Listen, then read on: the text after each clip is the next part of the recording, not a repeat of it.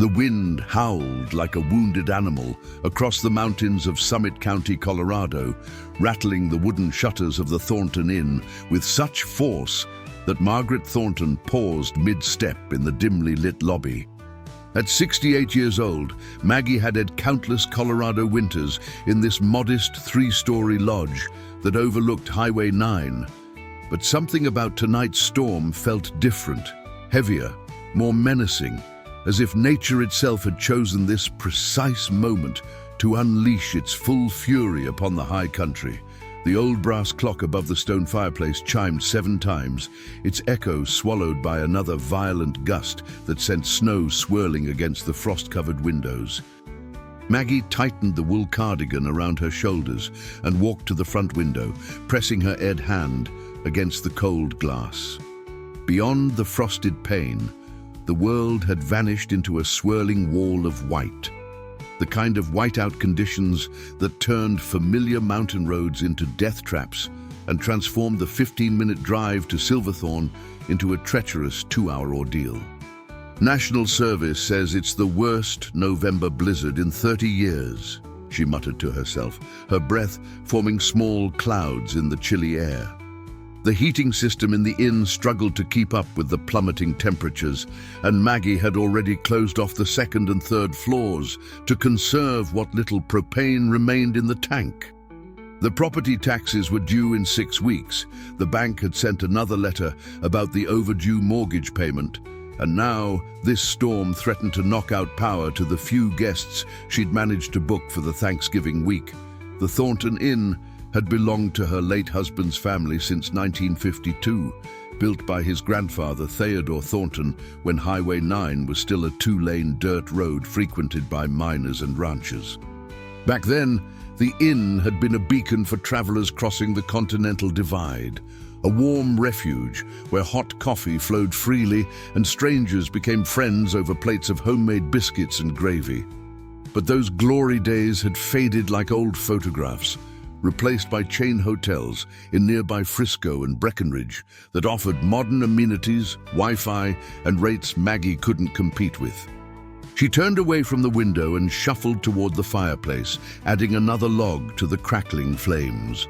The orange glow cast dancing shadows across the lobby's knotty pine walls, where framed photographs chronicled 7 decades of the inn's history. Her eyes lingered on a black and white image from 1984, her wedding day to Robert Thornton. They stood on the inn's front porch, both young and smiling, unaware of the challenges that lay ahead. The cancer that would take him 12 years ago, the debt he'd left behind, the slow decline of a business she'd fought desperately to save. "You'd know what to do, Bobby," she whispered to the photograph, her voice barely audible above the storm's roar. "You always did." A sudden metallic bang echoed from somewhere outside, sharp and urgent enough to make Maggie's heart skip. She froze, listening intently as the wind momentarily died down, leaving an eerie silence in its wake. Then came another sound, distinct this time, the unmistakable rumble of motorcycle engines straining against the elements. Maggie's brow furrowed. Who in their right mind would be riding motorcycles in like this? She hurried to the front door, her arthritic knees protesting with each step, and flipped on the porch light. The yellow glow barely penetrated the wall of snow, but she could make out 3 dark shapes emerging from the blizzard. Motorcycles, their riders hunched against the wind, moving slowly up the circular driveway like ghosts materializing from another realm. The lead bike pulled up directly in front of the porch steps and killed its engine. The rider dismounted with stiff, deliberate movements, nearly losing his balance on the ice-covered pavement. He was tall, over 6 feet, with broad shoulders encased in a heavy leather jacket crusted with snow and ice. His black helmet obscured his face, but Maggie could sense the desperation in his posture as he steadied himself against the motorcycle and looked up at her. Behind him, 2 more riders climbed off their bikes, equally snow-covered and clearly exhausted. One was smaller, slighter in build, while the third appeared stocky and muscular. All 3 wore the unmistakable gear of long-distance riders. Heavy boots, insulated gloves, and leather vests visible beneath their winter jackets. Maggie opened the door, and a blast of Arctic air slammed into her, stealing her breath. The lead rider pulled off his helmet, revealing a Ed face framed by a salt and pepper beard, dark eyes that held both exhaustion and urgency. He appeared to be in his mid-40s, with deep lines etched around his eyes and a scar running along his left jawline. "Ma'am," he shouted over the wind, his voice hoarse and strained, "I know this is an imposition, but we need shelter. Highway 9 is completely shut down 3 miles south of here, visibility 0, and there's a jackknifed semi blocking both lanes. We can't make it to Silverthorne, and we're running on fumes. Do you have any rooms available?" Maggie studied the 3 figures on her porch, her mind racing through a lifetime of mountain wisdom and hard-earned caution.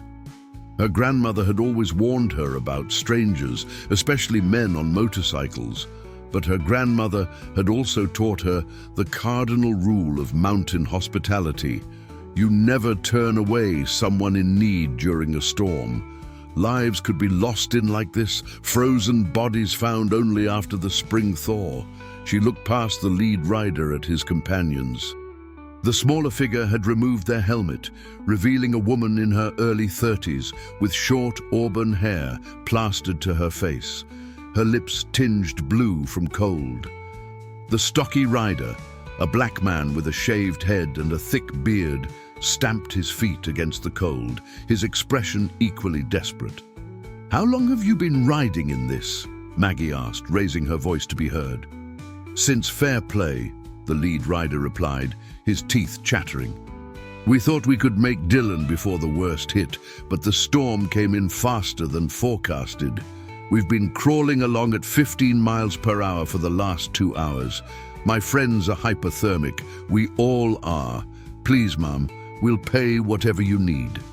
Maggie saw genuine fear in his eyes, not the manipulative kind that predators used, but the raw terror of someone facing death in the mountains.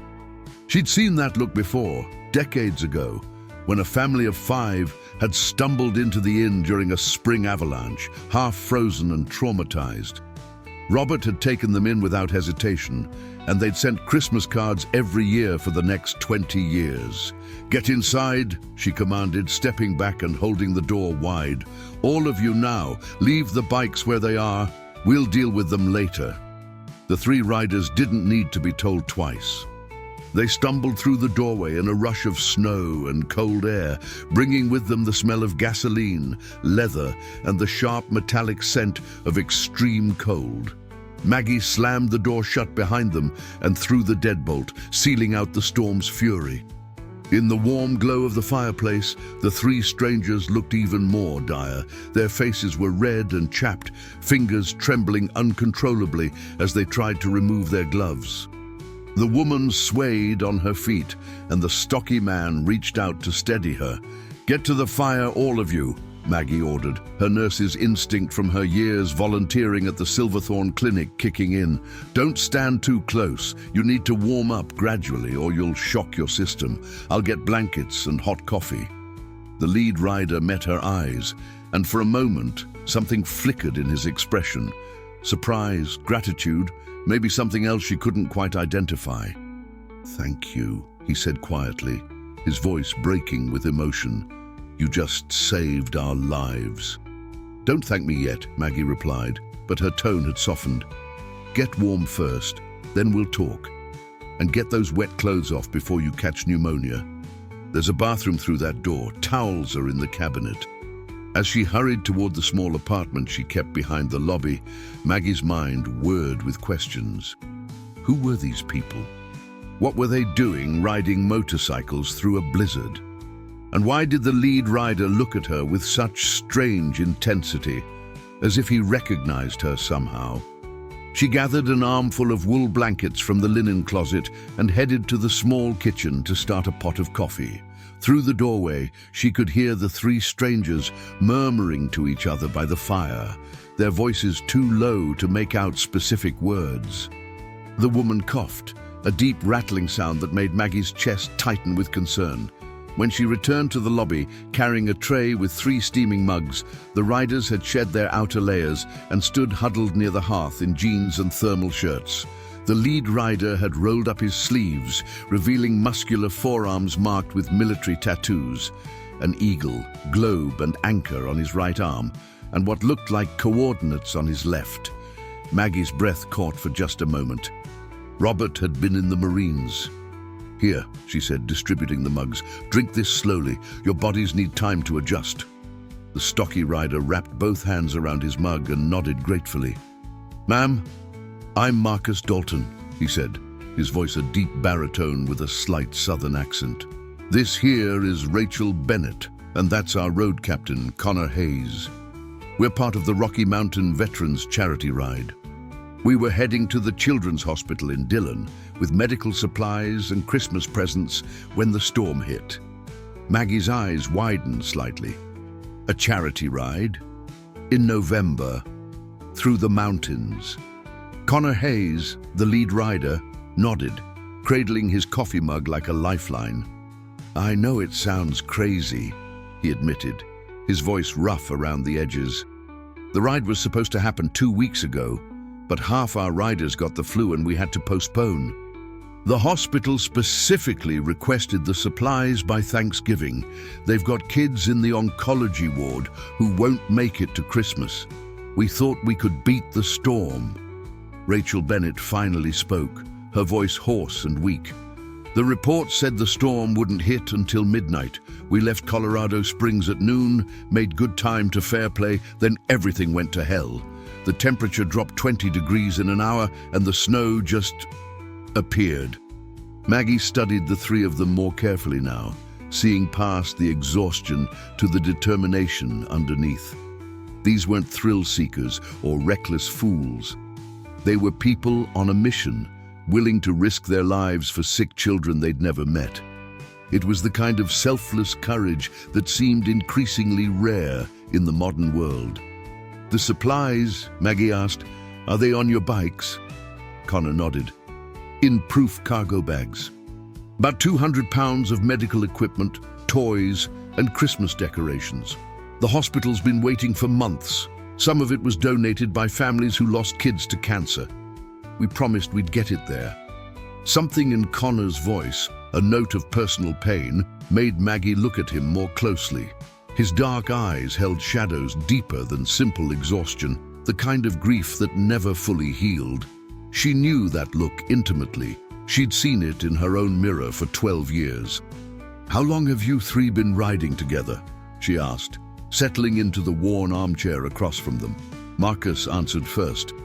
"Connor and I served together in Afghanistan, 2nd Battalion, 5th Marines. We came home in 2012 and started the charity ride 5 years ago. Rachel joined us 3 years back. She's a trauma nurse at UC Health in Colorado Springs. Her brother was KIA in Helmand Province." Rachel nodded, staring into her coffee. "Danny loved motorcycles," she said softly. "He and Connor served in the same unit. After he died, Connor reached out to me, told me about the rides. It helps, you know, doing something meaningful in their memory." The lobby fell silent, except for the crackling fire and the howling wind outside. Maggie felt something shift in her chest, a crack in the protective wall she'd built around her heart after Robert's death. These weren't just strangers seeking shelter. They were people carrying their own grief, their own burdens, trying to create light in the darkness. "I'll make up 3 rooms for you," Maggie said finally, rising from her chair. "First floor. No sense heating the whole building. You'll stay until the storm passes and the roads are clear. And don't worry about payment. Consider it my contribution to your charity." Connor stood abruptly, his expression startled. "Ma'am, we can't accept that. You're already doing more than enough." "It's Maggie," she interrupted gently. "Margaret Thornton, but everyone calls me Maggie. And yes, you can accept it. My late husband was a Marine, 29th Palms, then Iraq in 1991. He would have done the same thing in a heartbeat." Connor's face transformed, surprise giving way to something deeper, respect, connection, perhaps a hint of pain. Semper Fi, he said quietly, straightening his posture instinctively. Semper Fi, Maggie echoed, the words bringing back a flood of memories. Now, let's get you 3 properly settled before hypothermia sets in for real. I've got soup on the stove and bread from this morning. You'll eat, then rest. Tomorrow, we'll figure out what to do about those supplies and getting you to Dylan. As she led them down the narrow hallway to the first-floor guest rooms, Maggie couldn't shake the feeling that tonight's storm had brought more than just 3 stranded travelers to her door. There was something about Connor Hayes. The way he moved, the shape of his jaw, even the cadence of his speech that stirred a strange familiarity deep in her memory. But exhaustion clouded her thoughts, and she pushed the nagging sensation aside. Outside, the blizzard intensified, burying the 3 motorcycles under growing drifts of snow and sealing the Thornton Inn in a cocoon of white isolation. The Colorado mountains had thrown down their challenge, and for better or worse, 5 strangers were now bound together until nature decided to release its grip. Maggie Thornton didn't know it yet, but her simple act of kindness had set in motion a series of events that would shatter her carefully maintained solitude and reveal secrets that had been buried for nearly 5 decades. The storm outside was nothing compared to the emotional tempest about to be unleashed within the walls of the old inn. By 9 o'clock that evening, the storm had escalated into a full-scale blizzard that made the earlier conditions seem almost gentle. Maggie stood at the kitchen window, watching snow pile against the glass in thick, crystalline waves that blocked out even the faint glow of the porch light. The National Service had upgraded their warning, 18 to 24 inches expected by morning, with winds gusting to 60 miles per hour. Highway 9 was officially closed in both directions, and Interstate 70 over Loveland Pass had been shut down indefinitely. They were completely cut off from the outside world.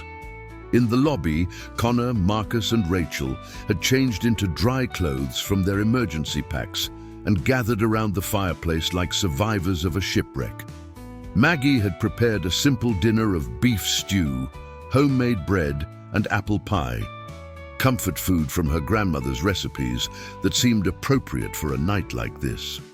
The 3 riders had eaten with the grateful enthusiasm of people who genuinely believed they might not survive the day. Now, with dinner finished and dishes cleared, an unexpected camaraderie had settled over the small group. Rachel sat curled in the oversized armchair closest to the fire, a thick quilt wrapped around her shoulders, her color finally returning to normal.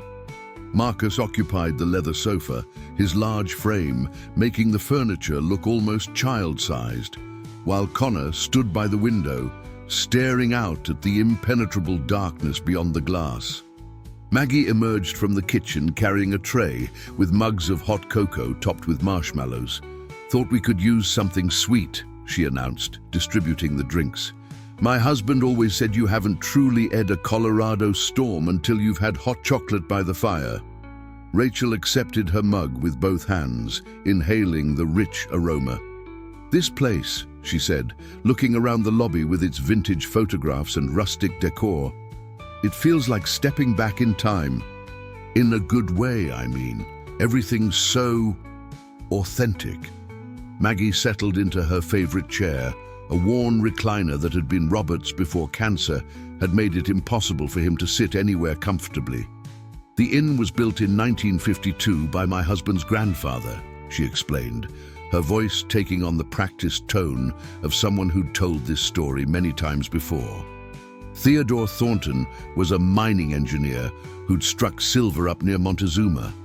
Instead of building a mansion in Denver like most prospectors did, he wanted a place in the mountains where working people could afford to stay. A place with character and warmth instead of luxury. Connor turned from the window, his expression interested. "That's noble," he said, moving to sit on the stone hearth. "Most people with money want to show it off." Theodore had grown up poor in West Virginia coal country. Maggie continued, warming to the subject. "He never forgot what it was like to work yourself to exhaustion and have nowhere decent to rest your head. The Thornton Inn was his way of giving back. Good beds, hot meals, reasonable prices. It became a fixture on Highway 9, especially during ski season. Marcus leaned forward, genuinely interested. "How did you end up running it?" he asked. Maggie's smile turned bittersweet. "I married into the family in 1984, she said. Met Robert at a church social in Breckenridge. He was helping his father manage the inn back then. I was a school teacher, new to Colorado, didn't know a soul. Robert was, well, he was the kindest man I'd ever met. Patient, generous, always thinking about others. We were married 6 months after we met." Rachel's expression softened. "That's beautiful," she said quietly. "Love at first sight." "Love at first conversation," Maggie corrected with a small laugh. Robert wasn't much to look at. Tall and gangly with ears that stuck out, but when he talked, you felt like you were the only person in the world. He had this way of making everyone feel valued. Connor's gaze had intensified, and Maggie noticed him studying the photographs on the wall with focused attention. "Was he the Marine you mentioned earlier?" he asked, his voice carefully neutral. Maggie nodded. "Enlisted right out of high school in 1969, she said. Did his 4 years, including a deployment to Iraq during Desert Storm. He never talked much about his service, said some things were better left in the past, but he was proud of being a Marine, wore his EGA pin every single day of his life." A heavy silence fell over the room, broken only by the fire's crackling and the storm's distant roar. Marcus cleared his throat, shifting uncomfortably. "Maggie," he said gently, "you mentioned he was your late husband. When did he pass, if you don't mind me asking?" 12 years ago this January, Maggie replied, her fingers unconsciously touching the simple gold wedding band she still wore. "Pancreatic cancer, diagnosed in October, gone by January. 63 years old. We didn't even get to celebrate our 30th anniversary." Rachel's eyes glistened with sympathetic tears. "I'm so sorry," she whispered. Maggie waved a hand dismissively, though her voice had thickened with emotion. "It's been 12 years. You'd think I'd be over it by now, but grief doesn't work like that, does it? Some days are fine, others are harder." Connor had gone very still, his coffee mug suspended halfway to his lips. "Did you have children?"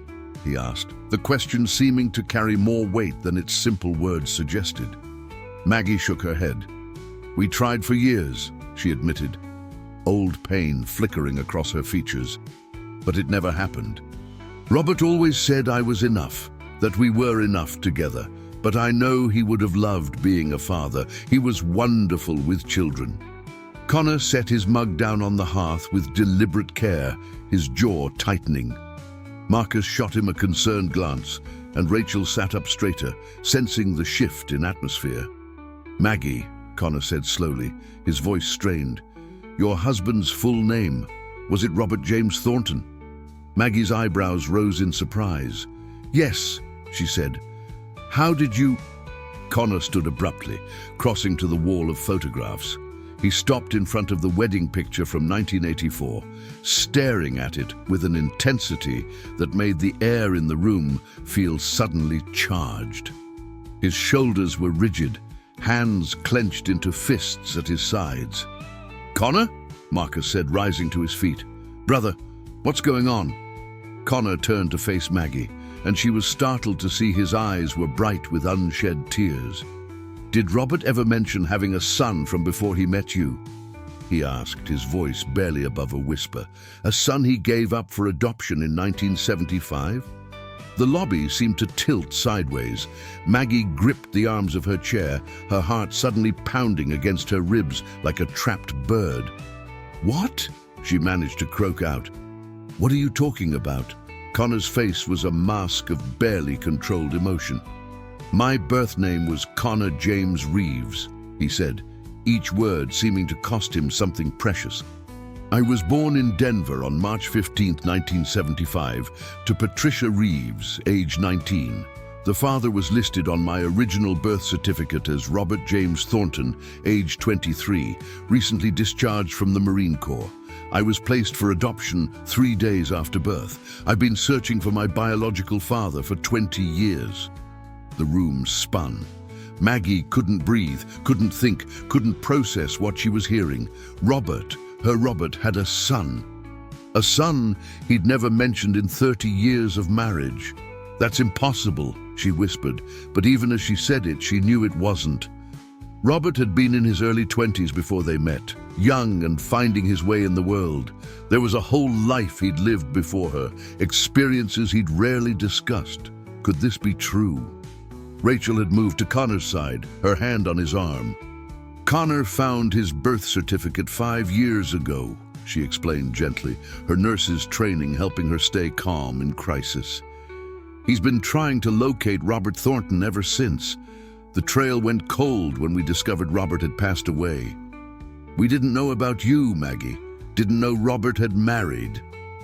Marcus stepped forward, his expression grave. "Connor joined our veterans group specifically hoping to find people who might have known his father. The charity rides, they're partly about helping others, but they're also Connor's way of connecting to his dad's Marine Corps legacy." Maggie's mind reeled.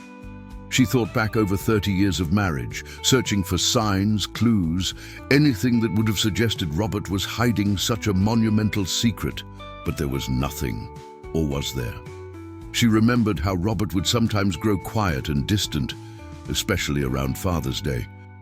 How he donated generously to adoption charities and always seemed particularly moved by stories of reunited families. Had he been carrying this guilt, this loss, all those years? "I don't understand," Maggie said, her voice breaking.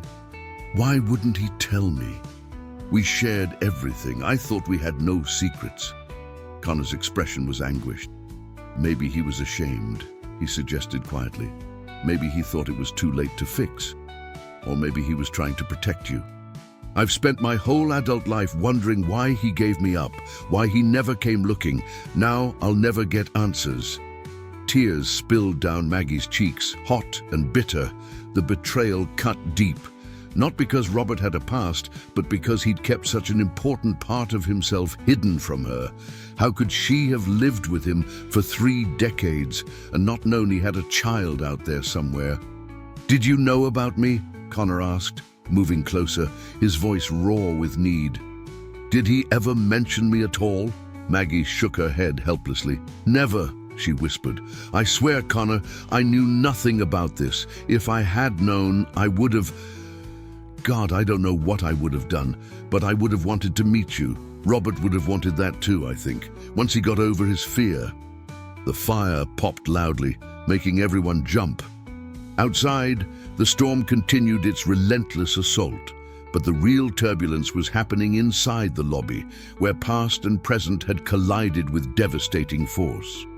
Rachel moved to Maggie's chair, kneeling beside it, and taking the older woman's trembling hand. "This must be such a shock," she said softly. "We didn't plan this, didn't know we were coming to your inn. It was pure chance, the storm forcing us here." "Or fate," Marcus added quietly. "Maybe Robert's been watching out for his boy all along, making sure you two finally met."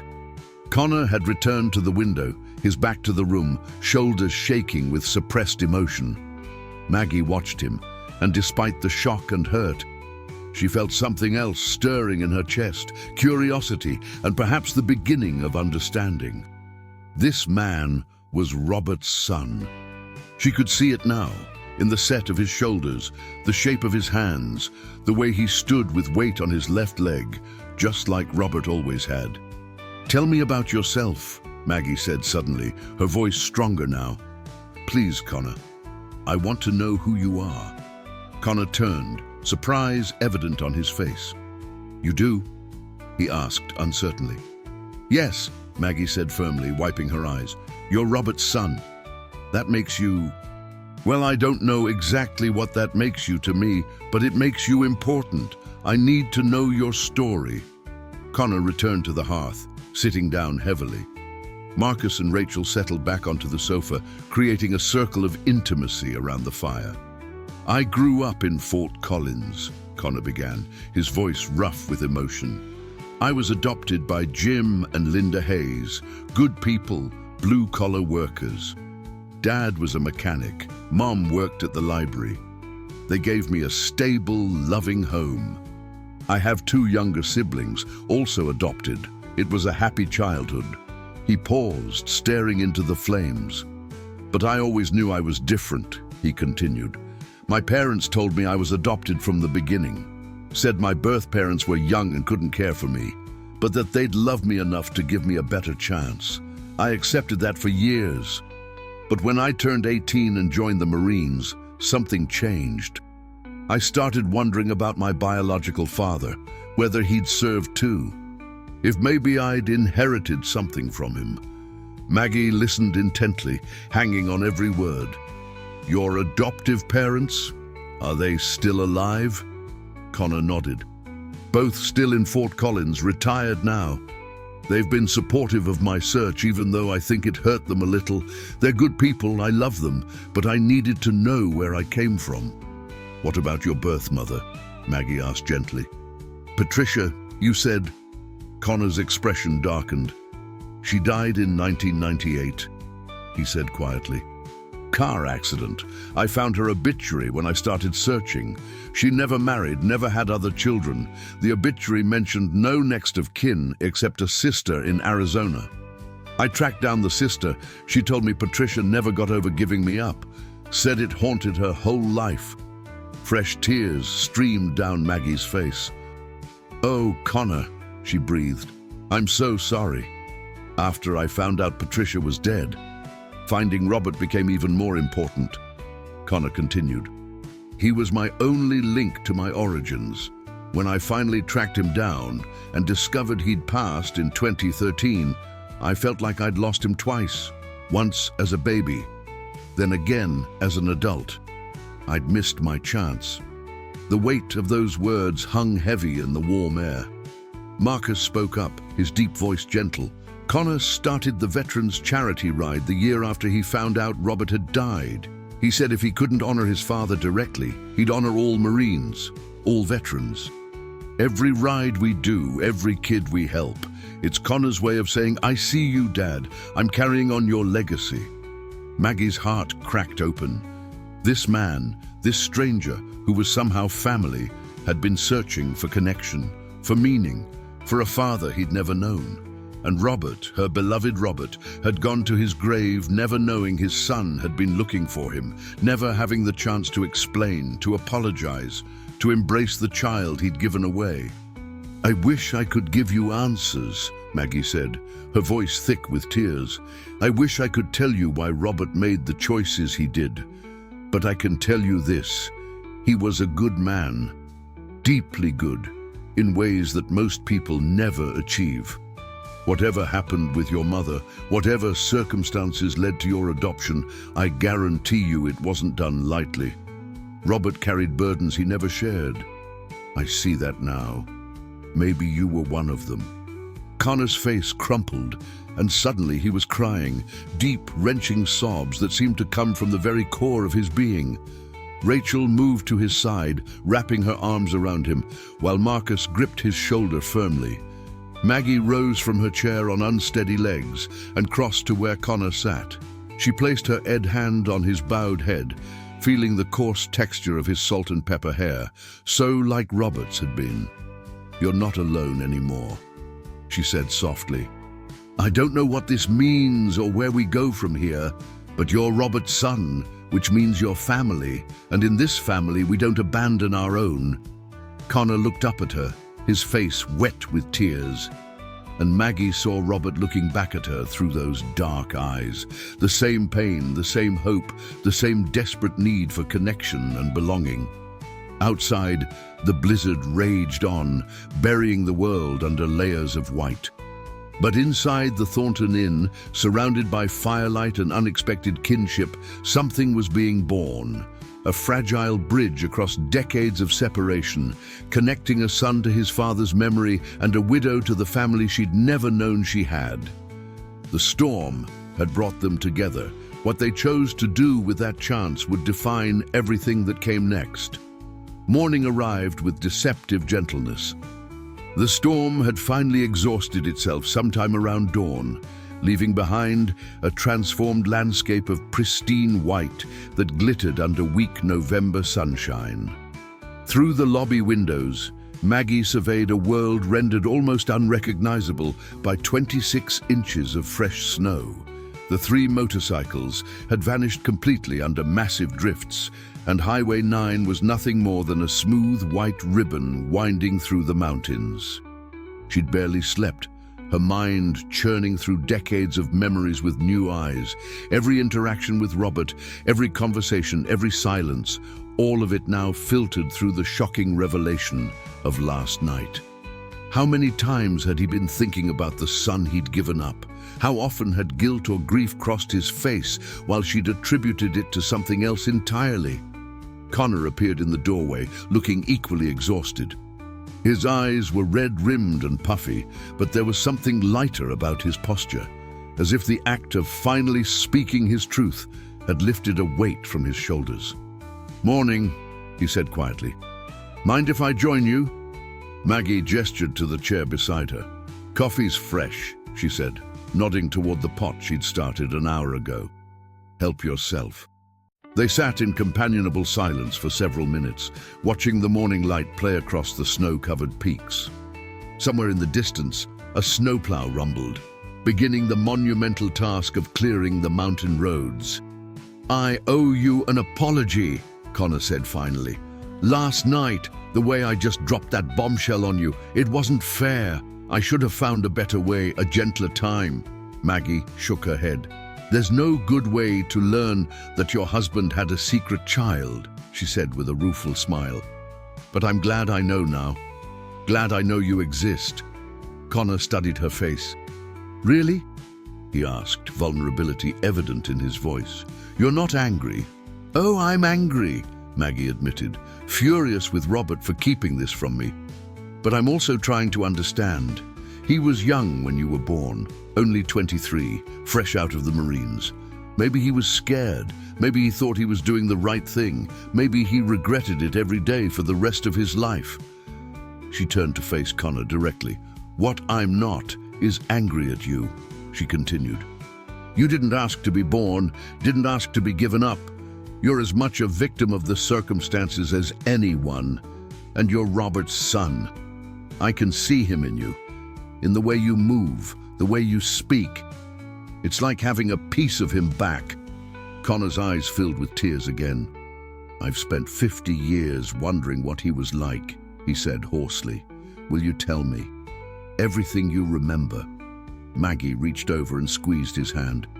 "I'll do better than that," she said. "Come with me." She led him through the lobby to a narrow door beside the fireplace that opened onto a steep staircase. They climbed to the second floor, their footsteps echoing in the quiet building. At the end of the hallway, Maggie unlocked a door marked private and ushered Connor into what had been her and Robert's bedroom. The room had been preserved almost exactly as it was the day Robert died. His reading glasses still sat on the nightstand. His Marine Corps flag hung folded in a display case on the wall, and photographs covered every available surface. Connor stood frozen in the doorway, overwhelmed. "I couldn't bring myself to change anything," Maggie explained softly. "For years after he died, I slept in the guest room. This space felt sacred somehow, like a shrine. Maybe that was unhealthy, but it's what I needed." She crossed to a large cedar chest at the foot of the bed and opened it. Inside were dozens of photo albums, military records, old letters, and memorabilia from Robert's life. "His whole history is here," she said. "I've been the custodian of these memories, but they belong to you too. You have a right to know your father." Connor approached slowly, reverently, as if afraid the chest might disappear if he moved too quickly. Maggie pulled out a thick album, labeled 1969-1973, and opened it to the first page. "This was Robert at 18, she said, pointing to a photograph of a gangly young man in a Marine Corps dress uniform, fresh out of boot camp at Paris Island. "Look at that crew cut. His mother said he cried when they shaved his head." Connor traced the image with trembling fingers. "He looks so young," he whispered. "Just a kid." They spent the next 2 hours going through albums. Maggie narrated Robert's life story with a mixture of love, humor, and occasional sadness. There were photos of him in Vietnam-era fatigues, standing with fellow Marines in various locations. Pictures of him working at the inn in his 20s, gradually maturing from skinny kid to solid man. Snapshots from his deployment to Iraq, looking harder and more Ed at 41. "He never talked much about the war," Maggie said, showing Connor a letter Robert had written home during Desert Storm. "But he kept these letters. I found them after he died, tucked away in this chest. Maybe he hoped someone would read them someday and understand what he'd experienced." Connor read the letter, his father's handwriting blurring through his tears. It described the fear and boredom of war, the camaraderie among Marines, and the desperate longing for home. At the end, Robert had written, "I think about all the mistakes I've made, all the things I'd do differently if I had another chance. War makes you face your regrets. I hope I live long enough to make some of them right." "He was thinking about me," Connor said quietly. "When he wrote this, he had to be." Maggie nodded, her own throat tight with emotion. "I think you're right," she agreed. "I think he carried you with him his whole life." They continued through the albums until they reached one labeled 1974-1980. Maggie hesitated before opening it, her hand trembling slightly. "This is the period right before I met him," she said. "Maybe we'll find some answers here." The first few pages showed Robert in his early 20s, recently discharged from the Marines and working at the inn. He looked uncertain in these photos, like someone trying to figure out who he was meant to be. Then, about 10 pages in, there was a photograph that made both Maggie and Connor freeze. It showed Robert with his arm around a pretty young woman with long blonde hair and a shy smile. They were standing in front of the Thornton Inn, and the woman was visibly pregnant. On the back, in Robert's handwriting, was a date. February 1975. "Patricia." "That's her," Connor breathed. "That's my mother. I've only seen one photo of her, from her high school yearbook, but that's definitely her." Maggie's hands shook as she studied the photograph. Robert looked young and terrified in the image, his smile forced, his eyes haunted. Patricia looked little better, beautiful but fragile, like she might shatter at any moment. "They're both scared to death," Maggie observed. "Look at them. They're barely more than children themselves." Connor carefully removed the photograph from the album and turned it over and over in his hands. "This is the only picture I'll ever have of them together," he said. "The only proof that they existed as a couple, even briefly."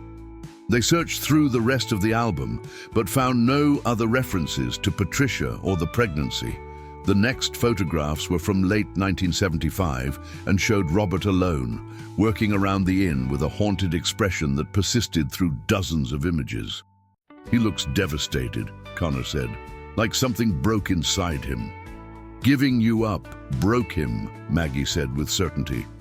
"I see it now. I always thought that sadness in him came from the war, from things he'd seen in the Marines. But it was you. It was losing you." Connor broke down completely then, great heaving sobs that shook his entire frame. Maggie held him, this grown man who was her husband's son, and wept with him. They grieved together, for Robert, for Patricia, for Connor's lost childhood, for all the years that could have been but weren't. Downstairs, they heard sounds of movement as Marcus and Rachel woke and began preparing breakfast. The smell of bacon drifted up the stairwell, a reminder that life continued even in the midst of emotional devastation. "There's something else," Maggie said, wiping her eyes and moving to Robert's closet. She pulled out a small lockbox from the top shelf and brought it to the bed. I found this after he died. Never could bring myself to open it. It felt too private, too much like violating his inner world. But I think it's meant for you." Connor stared at the lockbox. "Do you have the key?" he asked. Maggie produced a small brass key from her pocket. "I've carried it with me for 12 years, she admitted. "Like a talisman. Couldn't open it, couldn't throw it away. Maybe I was waiting for you." With trembling hands, Connor inserted the key and turned it.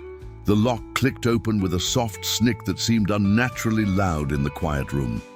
Inside were several items: a dried flower pressed between sheets of wax paper, a hospital bracelet sized for an infant, a small knit cap in pale blue, and a letter in a sealed envelope addressed simply, "To my son." Connor's breath caught. "He kept these," he whispered. "All these years he kept pieces of me." The hospital bracelet read, "Baby boy Thornton, 31575, 7LBS 4 Oz." Connor slipped it over his hand, and though it was far too small, he wore it on his wrist like a sacred relic. "Open the letter," Maggie urged gently. "It's yours." Connor broke the seal with shaking hands and unfolded several pages of Robert's careful handwriting. His eyes scanned the words, tears streaming down his face as he read. When he finished, he handed the letter to Maggie without a word. She read, "To my son, you're 3 days old as I write this. In 2 hours, the social worker will come and take you to your new family. I'm sitting in the hospital chapel trying to find the courage to let you go. Your mother and I are 23 and 19. Too young, too unprepared, too broken by our own struggles to give you what you deserve. Patricia comes from a family that's disowned her for getting pregnant. I'm a veteran with PTSD.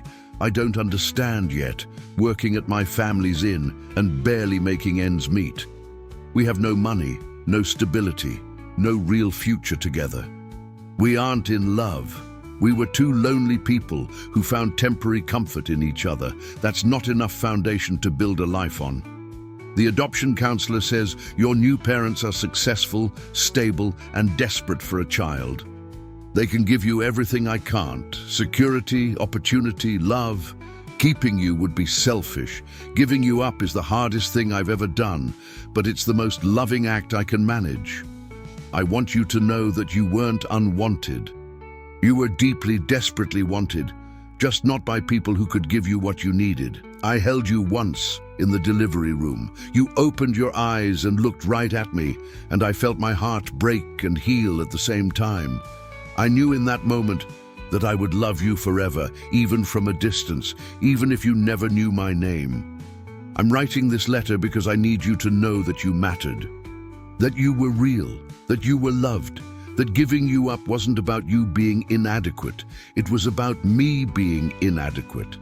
I hope you have a wonderful life. I hope your new parents treasure you the way you deserve. I hope someday you can forgive me. If you ever find this letter, know that not a day has passed that I didn't think of you. Know that every good thing I've done in my life has been an attempt to become the man you deserved as a father. Know that wherever you are, whoever you've become, I am proud of you. You are my son. Always. Robert James Thornton. Maggie's vision blurred so completely that she could barely make out the final words. "Oh, Robert," she whispered, "why didn't you tell me? We could have searched for Connor together. We could have found him." Connor took the letter back, holding it against his chest like a shield. "He loved me," he said, wonder evident in his voice. "All my life, I wondered if I was just a mistake, just an inconvenience he was happy to dispose of. But he loved me. He thought about me. Every day," Maggie confirmed. "The letter says every day. And now I understand so many things about Robert that never made sense before. His generosity towards single mothers, his support of adoption agencies, the way he'd get quiet every year in March around your birthday. He was mourning you, celebrating you, loving you from afar." They sat together in silence, the letter between them, the lockbox of treasures scattered across the bed. Outside, the snow continued its slow melt under the strengthening sun, and somewhere in the distance, the snowplow grew closer. "What do we do now?" Connor asked finally. "How do we move forward from here?" Maggie considered the question carefully. "We build something new," she said. "You and I. We're family now. Not through blood shared between us, but through Robert. Through the love we both have for a man who was imperfect but tried his best. That has to count for something." Connor nodded slowly. "I'd like that," he said. "I'd like to know you, to learn about the woman my father loved. Maybe through you, I can understand him better. And through you, I can see parts of Robert I never knew," Maggie added. "The young man he was before I met him, the father he never got to be. You're his legacy, Connor, the best part of him, living on." A knock on the door interrupted them. Rachel's voice called out, "Breakfast is ready when you are." Also, the snowplow driver stopped by, says Highway 9 should be passable by this afternoon. Maggie and Connor exchanged glances. The real world was intruding, reminding them that this cocoon of discovery couldn't last forever. The charity supplies still needed to reach the children's hospital in Dillon. Marcus, Rachel, and Connor had lives waiting for them in Colorado Springs. And Maggie had an inn to run, bills to pay, and a lifetime of memories to reconcile with new truths. "We should eat," Connor said, standing and carefully placing Robert's letter back in the lockbox. "And we need to figure out how to get those supplies delivered. The kids are waiting." "The kids are waiting," Maggie echoed, admiring his dedication. "Just like your father, always putting others first."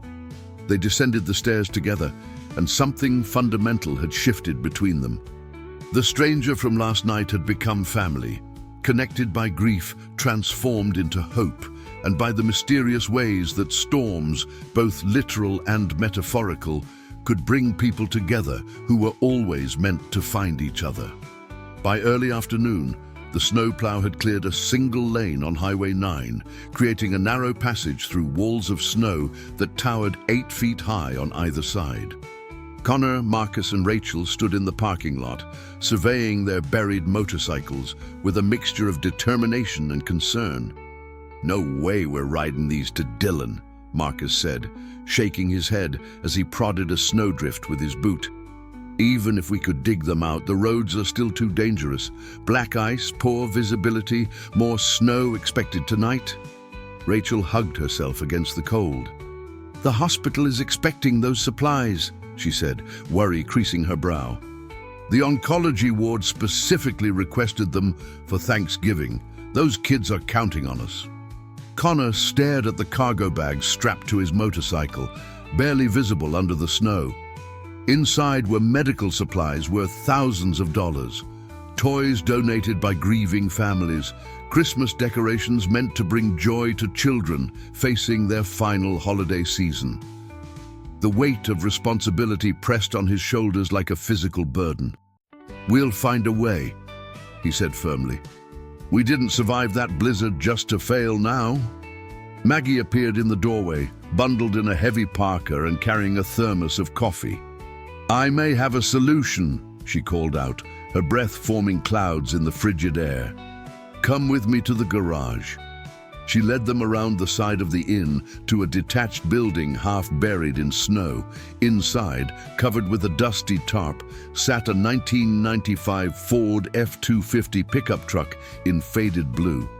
"This was Robert's truck," Maggie explained, pulling away the tarp. "Four-wheel drive, snow tires, and runs like a dream. I keep it maintained, even though I barely drive it anymore. Too many memories, I suppose." Connor ran his hand along the truck's bed, and Maggie noticed tears glistening in his eyes. "My father's truck," he said softly. "I'd be driving my father's truck." "He'd want you to use it," Maggie said gently. "Especially for something like this. Helping sick kids. That's exactly the kind of thing Robert would do." Marcus examined the truck with a critical eye. "This'll work," he said approvingly. "We can load the cargo bags in the bed, take Highway 9 north to Silverthorne, Then connect to Route 6 into Dillon. Should take about 45 minutes if the roads stay clear.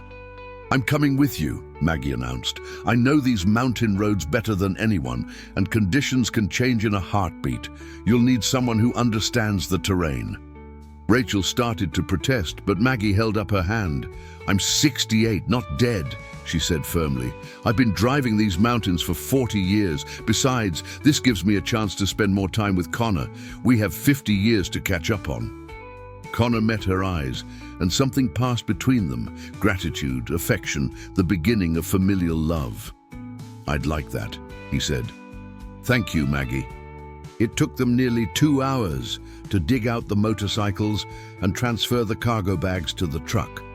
The waterproof bags were heavy, packed with IV supplies, pain medications, sterile equipment, and carefully wrapped toys that represented hope for families facing unimaginable darkness. As they loaded the final bag, Connor paused to read some of the donation cards attached to the gifts. From the Johnson family, in memory of Emma, age 7, one read, "May this toy bring joy to another child fighting cancer." Danny would have loved this mission, Rachel said quietly, appearing at Connor's shoulder. He always said the best way to honor the fallen was to serve the living. Marcus joined them, his large hand resting on Connor's back. "We're doing good work, brother," he said. "Your old man would be proud." At 3 o'clock, they piled into the truck. Connor behind the wheel, Maggie in the passenger seat, Marcus and Rachel in the back. The engine roared to life with satisfying power, and Connor took a moment to adjust the mirrors and familiarize himself with the controls. This was Robert's truck, his father's vehicle. Every knob, every scratch on the dashboard, every worn spot on the steering wheel represented moments from Robert's life. "He used to take this truck up to the mountain lakes for fishing," Maggie said, watching Connor's face. "Every Sunday morning during summer, he'd leave at dawn and come back at sunset with enough trout for a week. Said it was his therapy, being alone with nature and his thoughts." "Thinking about me probably," Connor said, his voice thick. "Up there at those lakes, wondering how I was, if I was happy." Maggie squeezed his hand. "Definitely thinking about you," she confirmed. The drive to Dillon was harrowing, despite the plowed roads. Wind had created ice patches that sent the truck sliding sideways several times, and visibility remained poor, with blowing snow reducing their sight to mere yards ahead.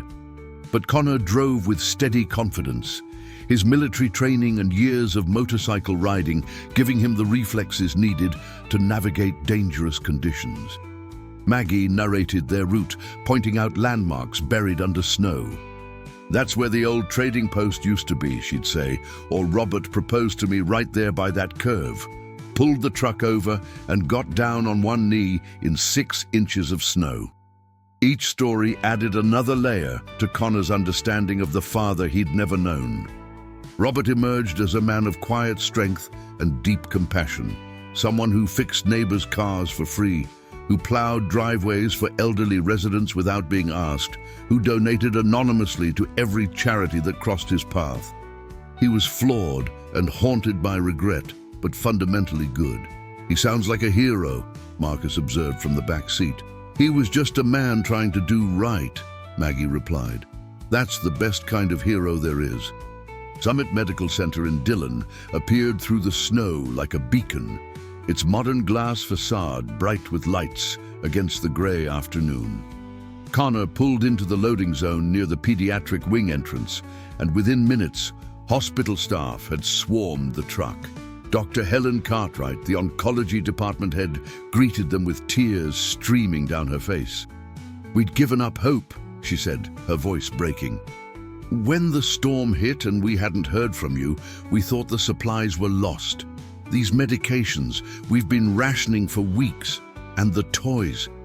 God, the toys mean everything to these families." Rachel embraced the doctor, both women crying openly. "We made a promise," Rachel said. "Veterans don't break promises." As orderlies unloaded the cargo bags, Dr. Cartwright insisted they come inside to meet some of the children. They followed her through warm corridors, decorated with cheerful murals, trying to ignore the undercurrent of sadness that permeated pediatric oncology wards everywhere. In the recreation room, a dozen children of various ages sat playing games, reading, or simply staring out the window at the snow. Some had lost their hair to chemotherapy, others wore surgical masks, and several were tethered to IV poles. But when Dr. Cartwright announced the arrival of the charity riders, their faces transformed with excitement. "Are you real bikers?" asked a small boy named Timothy, maybe 7 years old, his bald head covered with a colorful knit cap. "Do you have leather jackets and everything?" Marcus knelt down to Timothy's level, his massive frame somehow gentle. "We sure are, little man," he said. "We ride big motorcycles and travel all over helping kids like you, and we brought presents." The children's reactions when the toys were distributed reduced the entire group to tears. A teenage girl named Sophia received an art supply kit and hugged it like it was made of gold. Twin boys fighting leukemia got matching remote-controlled cars and immediately began racing them around the room. A quiet girl named Aisha, barely 5 years old and wearing a surgical mask, received a stuffed unicorn and refused to let it go. Connor found himself sitting with Timothy, showing the boy photographs of their motorcycles on his phone. "When I get better," Timothy said with the confidence of childhood, "I'm gonna get a motorcycle just like yours, and I'm gonna help kids too." "You're going to beat this thing," Connor said fiercely, though he had no way of knowing if that was true. "You're strong, Timothy. Stronger than you know." Timothy's mother approached, a thin woman with exhausted eyes. "Thank you," she whispered. "You have no idea what this means. We've been here for 3 months. Some days keeping Timothy's spirits up feels impossible. But today he's smiling. That's a gift." Maggie had been watching Connor with the children, and her heart swelled with emotion. This was Robert's son, carrying on his father's legacy of service and compassion without even knowing he was doing it. The circle had completed itself. The child given up so long ago had grown into exactly the kind of man Robert had hoped to raise. When they finally left the hospital 2 hours later, darkness had fallen and fresh snow had begun to accumulate. But the truck's cabin felt warmer somehow, filled with the glow of purpose fulfilled. "That's why we do this," Rachel said softly from the back seat. "For those smiles, for giving hope when everything seems hopeless." Connor drove in silence for several miles before speaking. "Maggie," he said quietly, "tell me about Robert's faith. Was he religious?" Maggie considered the question. "Not in a conventional way," she answered. "He didn't go to church much, didn't quote scripture, but he believed in something bigger than himself. Used to say that God spoke through actions, not words, that the best prayer was helping someone in need." "That's what I believe too," Connor said.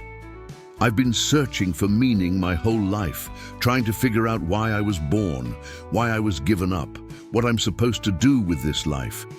Today, watching those kids' faces, I think I understand now. We're here to ease each other's suffering. That's the whole point." "Your father would agree completely," Maggie said, tears sliding down her cheeks. "Connor, I know we've only known each other for 2 days, but I want you to understand something. You're not alone anymore. You have family, me, and that inn back in Summit County. That's your heritage too. Your grandfather built it, your father maintained it, and someday, if you want it, it could be yours." Connor's hands tightened on the steering wheel.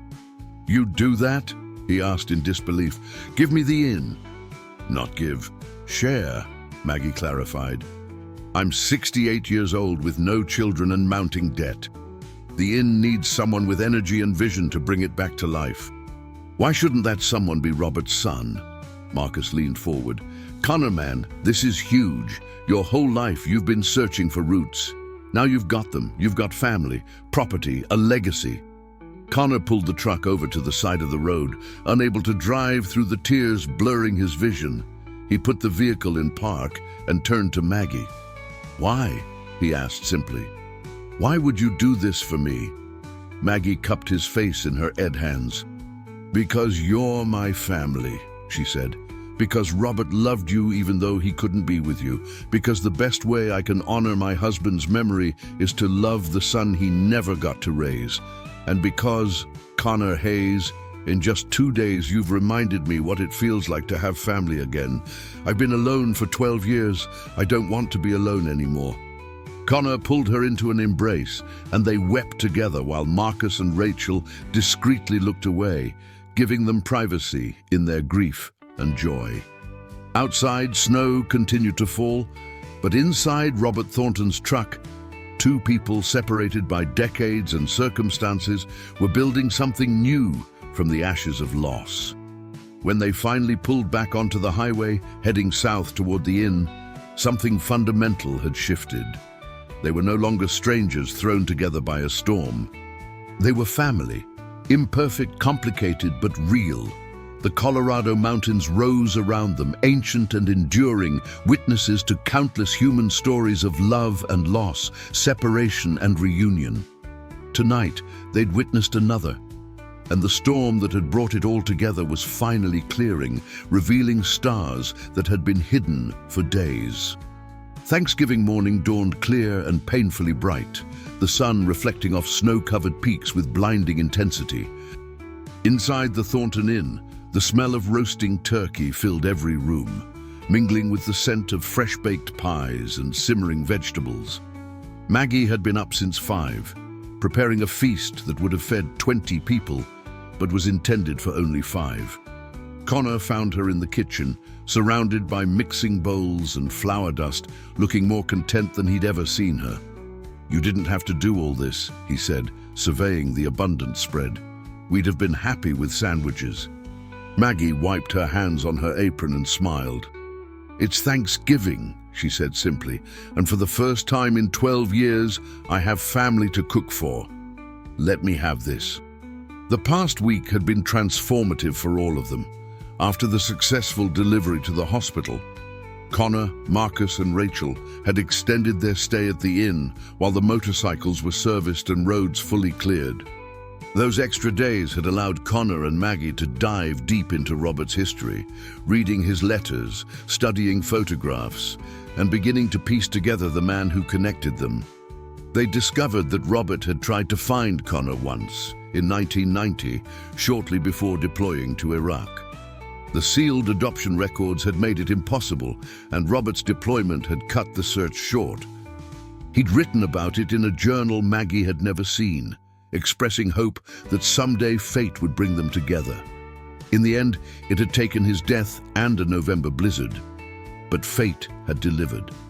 Marcus appeared in the kitchen doorway, drawn by the cooking smells. "Maggie, you're an artist," he declared, eyeing the golden turkey. "My grandmother used to cook like this. You're making me homesick." "Then you're at the right place," Maggie said warmly. "That's what the Thornton Inn has always been, a home for people far from their own."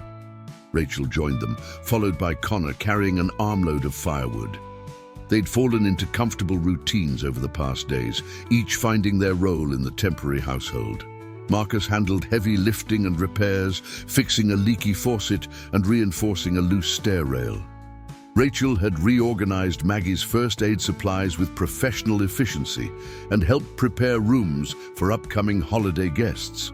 And Connor had spent hours poring over the inn's financial records, his business degree from Colorado State University finally being put to use. "Maggie," Connor had said the previous evening, spreadsheets covering the dining room table, "the inn is in worse shape than you let on. The mortgage is 3 months behind, property taxes are due, and the heating system needs replacement. You can't keep going like this." Maggie had sighed heavily. "I know," she'd admitted. "I've been living month to month for 5 years, ever since the chain hotels moved into Frisco. I keep thinking I'll turn things around, but the numbers don't lie. I'll probably have to sell by spring." Connor had exchanged glances with Marcus and Rachel before speaking. What if you didn't have to sell? He'd ask carefully. What if we could save it together? Now on Thanksgiving morning, that conversation hung in the air like smoke. They gathered around the dining room table, an antique oak piece that had served the Thornton family for 7 decades, and the sight of 5 place settings instead of 1 moved Maggie to tears. Let's say grace, she suggested, and they joined hands around the table. Connor spoke without prompting, his voice steady and filled with emotion. We're grateful for this food, this shelter, and most importantly for each other. We thank Robert Thornton for building a legacy of kindness that brought us together. We remember Patricia Reeves, whose sacrifice gave me life, and we honor all the veterans who served, especially Danny Bennett, whose memory inspires us to serve others. May we use this second chance to build something lasting and good. Amen. Amen, they echoed. The meal was spectacular. Turkey so moist it fell off the bone, stuffing rich with sage and butter, mashed potatoes creamy and perfect, green beans almondine, cranberry sauce both homemade and canned because Maggie insisted you needed both. Rolls so soft they melted on the tongue, and 3 kinds of pie for dessert. They ate until they could barely move, laughing and telling stories, creating new memories in a space haunted by old ones. After dinner, they gathered in the lobby by the fire, bellies full and hearts fuller. Connor pulled out a folder he'd been working on all week. I have a proposal, he announced. A business plan, actually. Maggie sat up straighter. Marcus and Rachel leaned forward with interest. The Thornton Inn is struggling because it's competing with modern hotels using an outdated model, Connor began. But what if we stopped competing and started differentiating? What if we turned this place into something unique, a veteran-owned boutique inn specializing in outdoor adventure and charitable events? He spread papers across the coffee table. I've been researching. There's a huge market for authentic mountain experiences. People are tired of cookie-cutter hotels. They want history, character, personal touches. We could renovate the rooms but keep the vintage charm. Add modern amenities while preserving the original architecture. Partner with local ski resorts and hiking companies for package deals. Marcus picked up the proposal, scanning the numbers. This is solid, brother, he said appreciatively. You've thought of everything. But here's the real differentiator, Connor continued, his excitement building. We make the Thornton Inn the headquarters for the Rocky Mountain Veterans Charity Ride. We host fundraising events, organize rides from here, offer discounted rates to veteran groups. We turn this place into a hub for service and adventure. People don't just come for a room, they come to be part of something meaningful. Rachel's eyes were shining. Connor, this is brilliant, she said. It honors Robert's legacy while creating something new. It's perfect. Maggie had been silent, studying the proposal with hands that trembled slightly. This would require significant capital, she said finally. Money I don't have. Even with your help, Connor, I don't see how we finance renovations. I have money, Connor said quietly. Not a fortune, but enough. I've been saving for 20 years, initially to search for my birth parents, then just because I didn't know what else to do with it. I have about 200,000 in investments. It's yours. Consider it an inheritance from the father I never knew. Maggie gasped. Connor, no. I can't accept that. It's your life savings. It's an investment in our future, Connor corrected. Yours and mine. Maggie, I've spent my whole life feeling rootless, searching for where I belong. This inn, it's my heritage. Robert built his life here, built his marriage here, poured his heart into this place. Letting it die would be letting him die all over again. I can't do that. I won't. Marcus set down the proposal. I'm in too, he announced. I've got about 50,000 in savings, combat pay that's been sitting in the bank. Put me down as a partner. I'm tired of the city anyway. I could see myself managing operations here, maintenance, logistics, events. Rachel nodded enthusiastically. I can't invest money. Student loans are still crushing me, but I could work part-time. Handle medical emergencies, coordinate with the hospital in Dillon, maybe even set up a first aid training program for guests.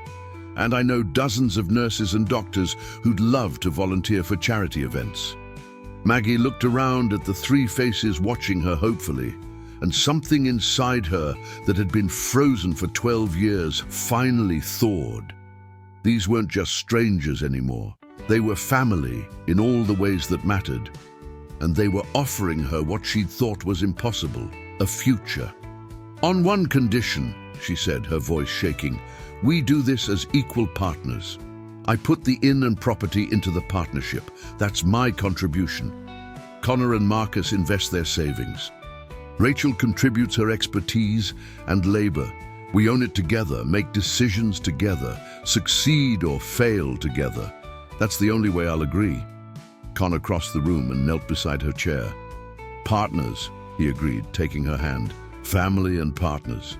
They spent the rest of the afternoon refining the plan, their excitement building with each detail. They'd start renovations in the spring, targeting a grand reopening for summer tourist season. The first floor would retain its historic character while adding modern bathrooms and Wi-Fi. The second floor would feature themed rooms, each decorated to honor different aspects of Colorado history and military service.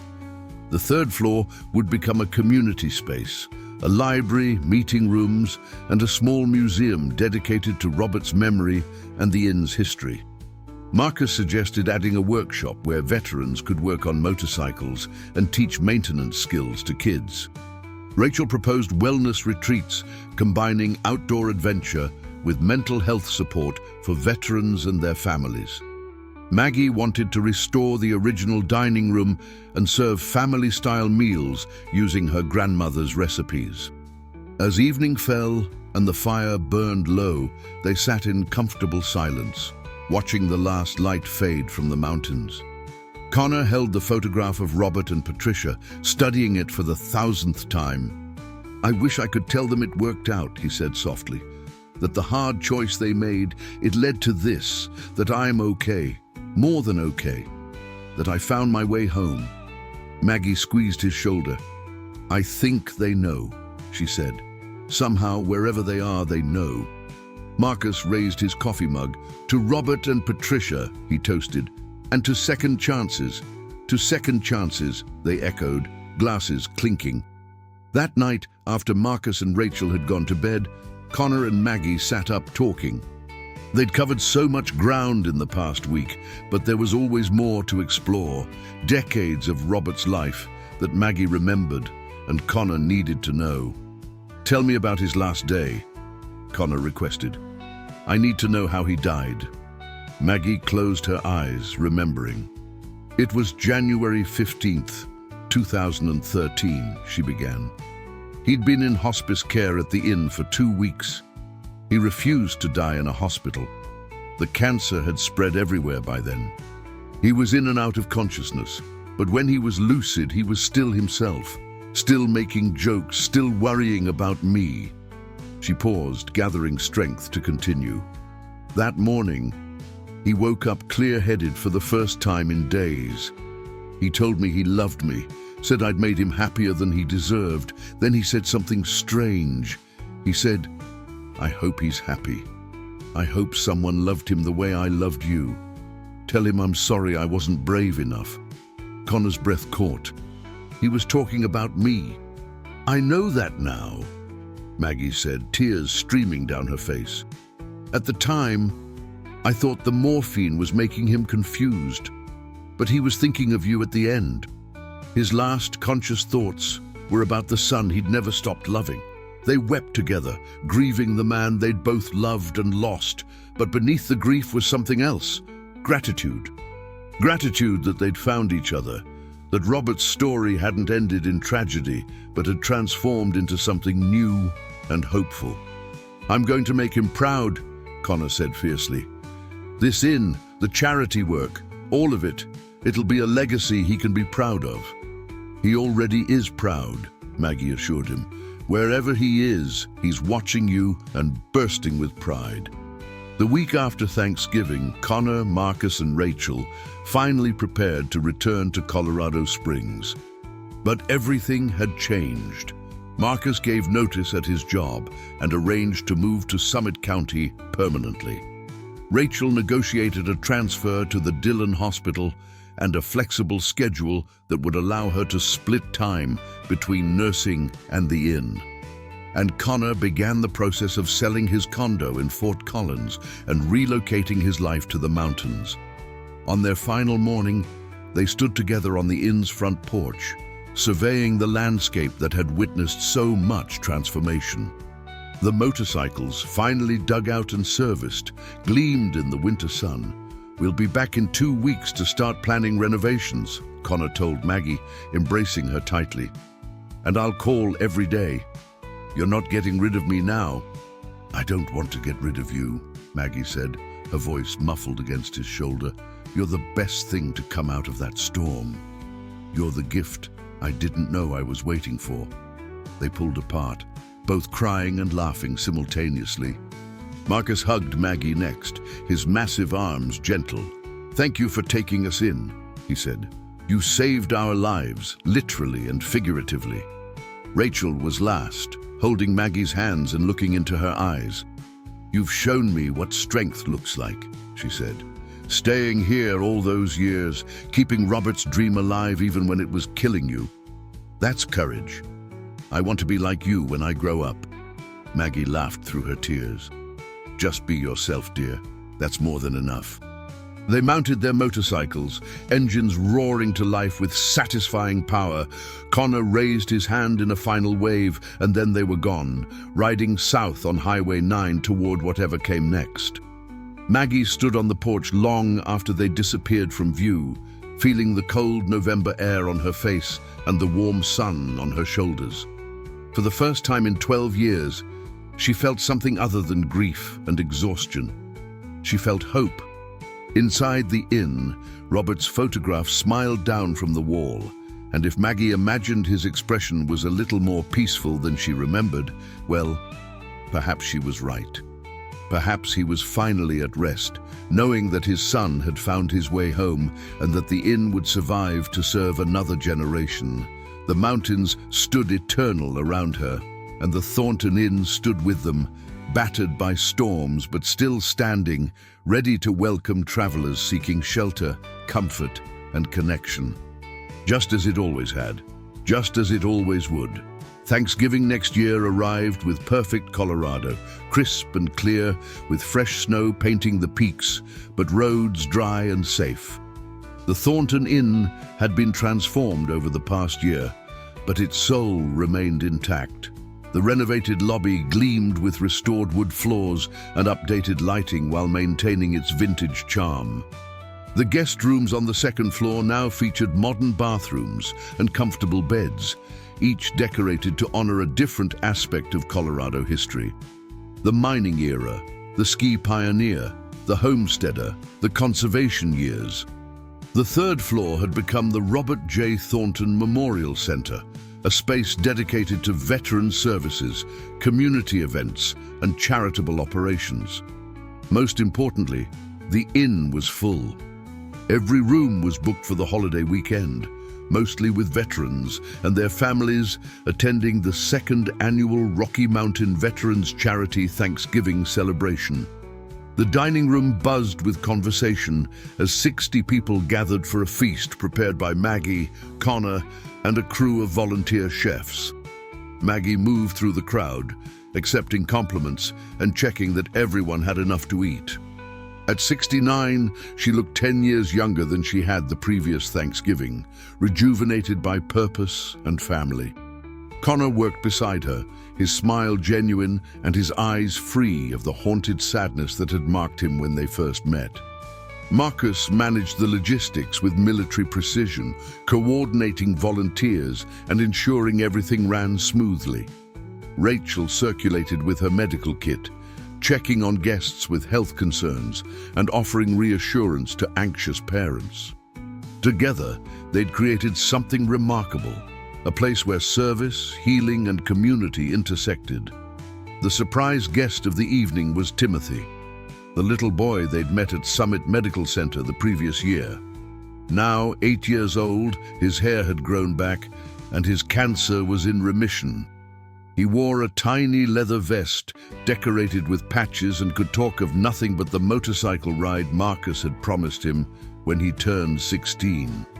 8 more years, Timothy announced to anyone who would listen. Then I get my own bike and join the charity rides. I'm going to help kids just like they helped me.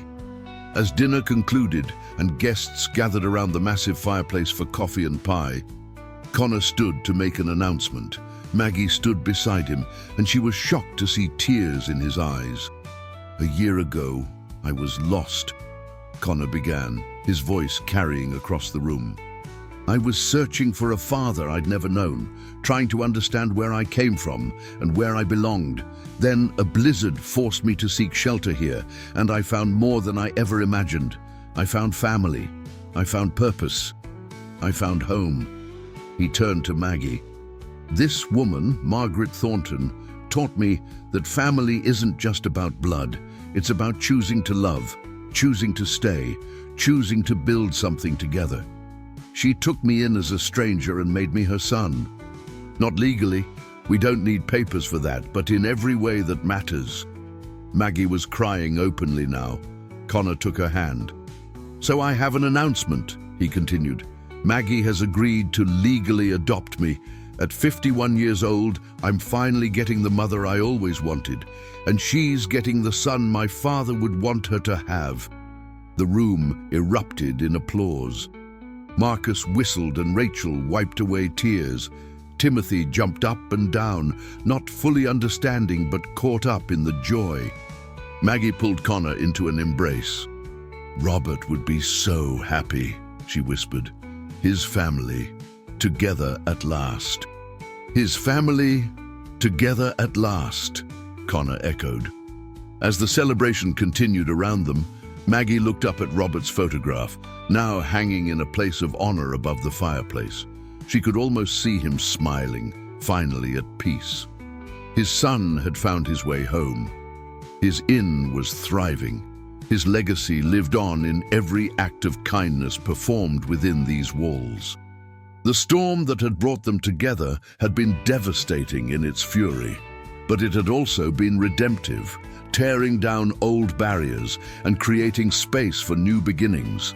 Sometimes, Maggie reflected, you had to be broken down completely before you could be built back stronger. Outside, fresh snow began to fall, gentle this time, beautiful rather than threatening. And inside the Thornton Inn, a family born of loss and forged by grace celebrated another Thanksgiving, grateful for storms ed and blessings received. Did this story touch your heart in any way? If so, we'd love to hear from you in the comments below. Your thoughts and experiences mean the world to us. If this story moved you, please consider leaving a like, sharing it with someone who might need to hear it, and subscribing to our channel for more inspiring stories of hope, family, and second chances. Thank you for being part of our community.